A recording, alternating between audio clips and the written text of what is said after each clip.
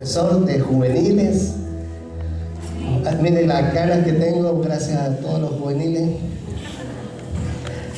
Y yo aprendí algo de alguien en algún momento. Una vez vino un pastor evangelista de ese sector de Talca, por ahí, y yo estaba en la iglesia. Y me gustó mucho porque tenía dos pequeños, alrededor de 6, 7 años, no creo que más allá que eso. Y lo que me llamó la atención que estaban así como peinados a la gomina, chiquititos y peinados a la gomina. Y el pastor evangelista subió a la plataforma y su esposa estaba ahí y sus dos hijos estaban a su lado. Y tenían una estrategia. Por ejemplo, donde está mi hermana Chachi, pusieron unas bancas para ella, cosa que ellos puedan jugar, pero puedan jugar ahí nomás, no salgan al pasillo a correr, porque saben que eso distrae a los demás. Y yo lo aprendí, estaba recién yendo a la iglesia, y yo le enseñé eso a mis hijos. Mis hijos jamás, en una hora de predicación, ellos estaban jugando.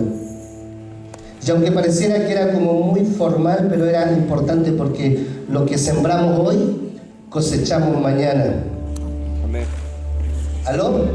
Amén. Diga, lo que sembramos hoy, Lo que sembramos hoy, cosechamos mañana. cosechamos mañana. Y aunque muchos niñitos, de repente mis hijos miraban para el lado y yo les decía, shh.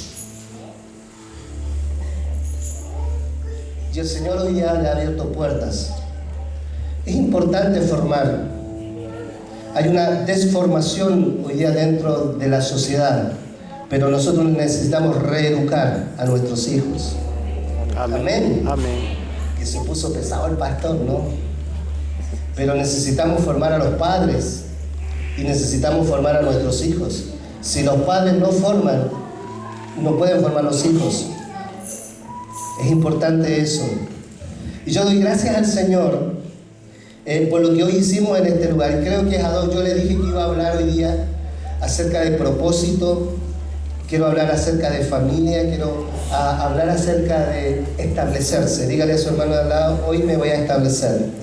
Hoy me voy a establecer. No solamente me voy a establecer en una iglesia, sino que me voy a establecer en una simiente, me voy a establecer en un reino, me voy a establecer sobre lo que el Señor le enseñó a Adán, que el Señor lo creó, pero no solamente lo creó, sino que lo estableció, lo sembró también en ese lugar donde el Señor lo había hecho nacer, si lo podemos decir de alguna manera. Y nadie, escuche esto, nadie que no se planta puede llevar fruto.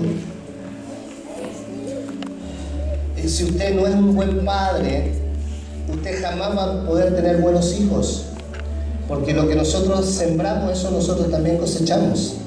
Si nosotros no somos una buena madre, tampoco podemos tener buenos hijos. Por lo tanto, lo que nosotros lo ponemos por principio, eso que ponemos por principio, al final lo que va a producir en nosotros es una consecuencia de algo bueno o de algo malo. Amén. ¿Me entiende?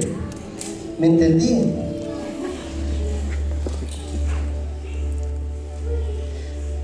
¿Cuántos?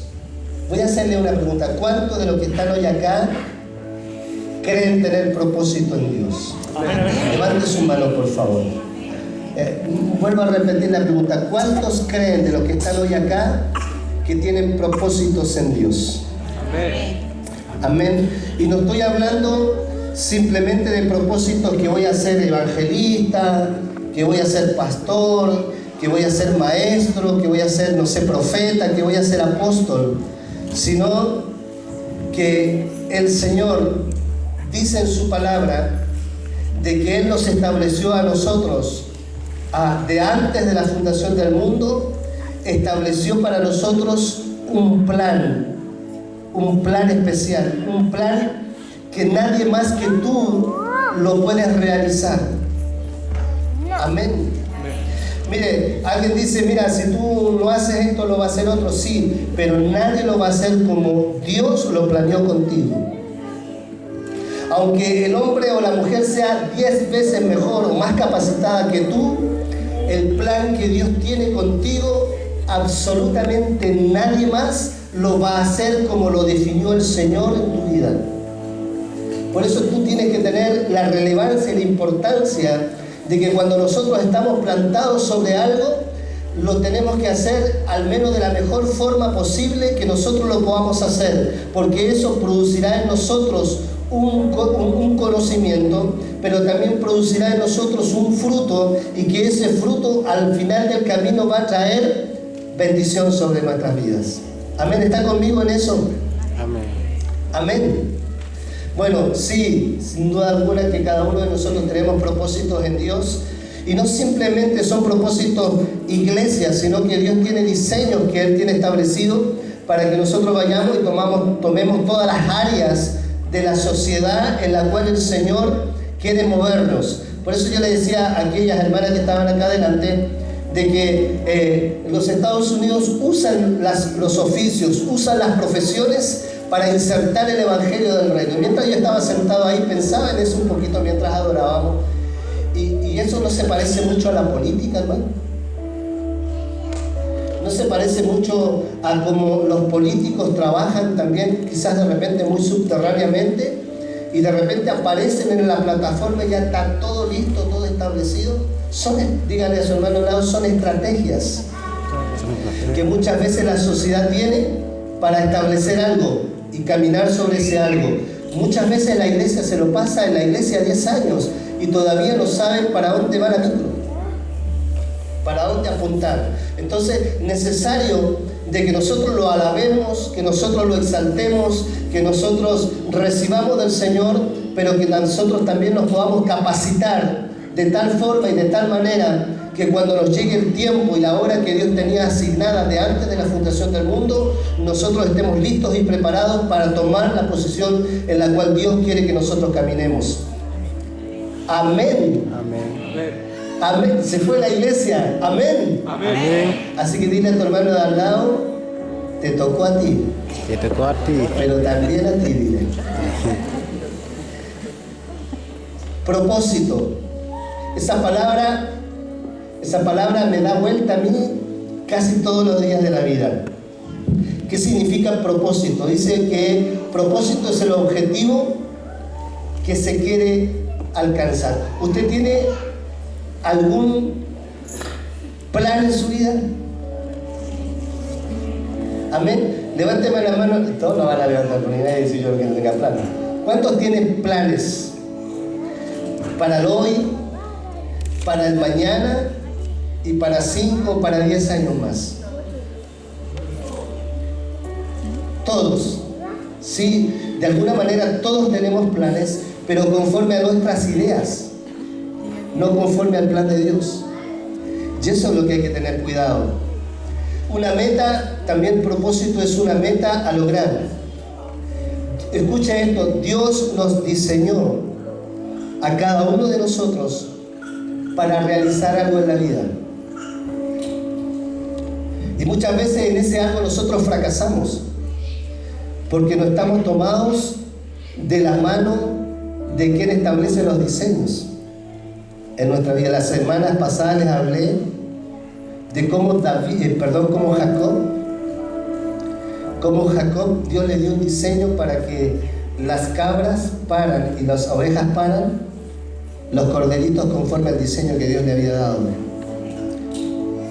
Cada propósito tiene un diseño que nosotros tenemos que descubrir, y que cada uno de nosotros ha sido creado para un plan que el Señor tiene en nuestra vida. Quiero llevarlo a la palabra del Señor, Jeremías capítulo 1 y el verso 4. Quiero compartir con eso. Jeremías capítulo 1 y el verso 4 en adelante. Dice así la palabra del Señor. Vino pues palabra de Jehová a mí diciendo. Quiero decir esto, y yo quiero que usted se concentre mucho en la palabra. ¿Cuántos tienen la palabra del Señor? Bueno, si no la tiene ahí, la tiene acá al frente. Pero no lo piense que lo que está leyendo es para Jeremías nomás, sino que en el tiempo de Jeremías el Señor le habla a Jeremías de que Él tenía planes con él. Pero la palabra dice que la palabra de Dios es la misma de ayer, de hoy y de siempre. La palabra no caduca, la palabra fue ayer, fue hoy y será también mañana. Por lo tanto, lo que Dios le habla a Jeremías, te habla hoy a ti también. Amén. Amén. ¿Sí? ¿Me entienden? Por eso yo aún me atrevería a decirle, dice, vino palabra de Jehová a Patricio. Vino palabra de Jehová a Rodrigo. Vino palabra de Jehová a Camila. Vino palabra de Jehová a Nicole. Usted tiene que caminar sobre la palabra soltada. Por eso que Pedro le dijo, Señor, si tú mandas que yo camine sobre el agua, entonces yo caminaré, porque yo creo a tu palabra, no a mi condición, a tu palabra. Amén. Y nosotros tenemos que establecernos en la palabra de Dios, porque esa es la palabra que nos va a llevar a una cosecha y nos va a llevar a una bendición. Amén. Seguimos. Vino pues palabra de Jehová a mí diciendo, antes que te formase en el vientre te conocí.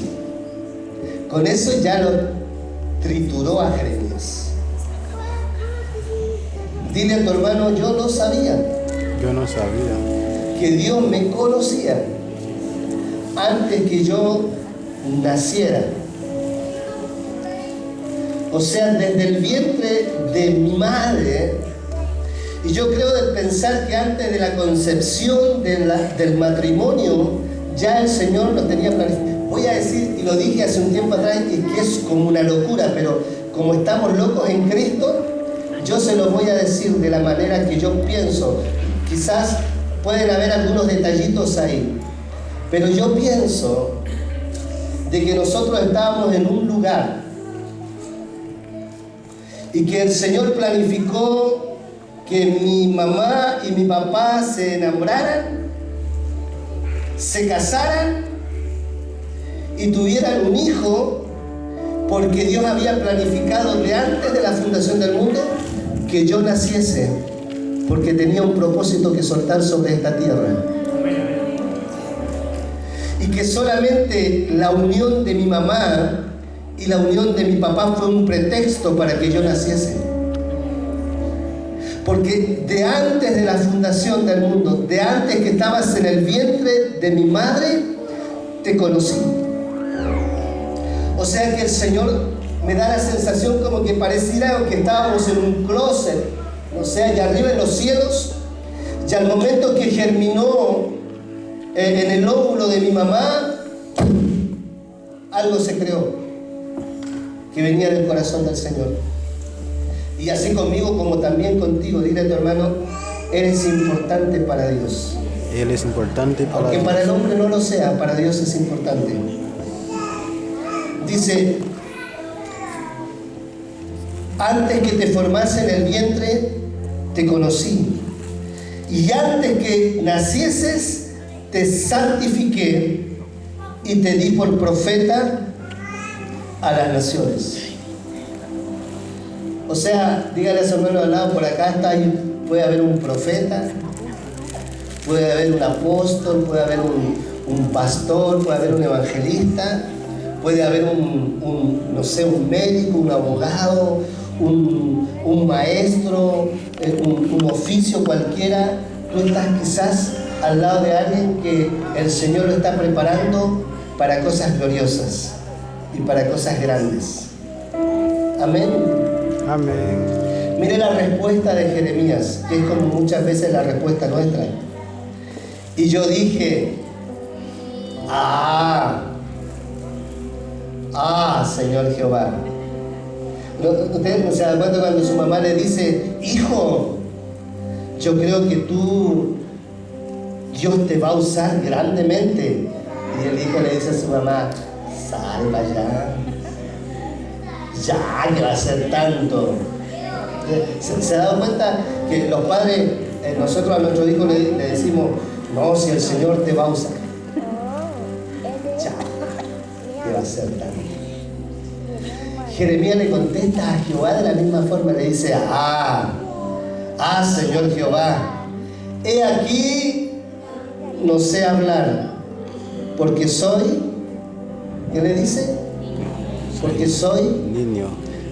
Diga, niños que están acá, diga, Jehová está preocupado de ellos, porque ya los tiene en cuenta.